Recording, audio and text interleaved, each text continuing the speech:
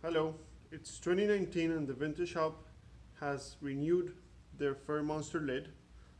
We came up with a new, better design to improve a couple of things that I'm going to show you.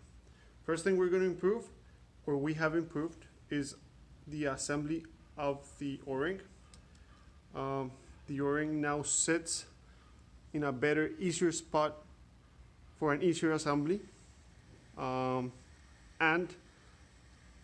as it's more even to it, the groove made inside makes it click in easier. Just with a slight push of the O-Ring, you can assure that it will be properly installed. An easy way to test it is bang it against the table. If you see nothing's coming out, O-Ring has been properly installed.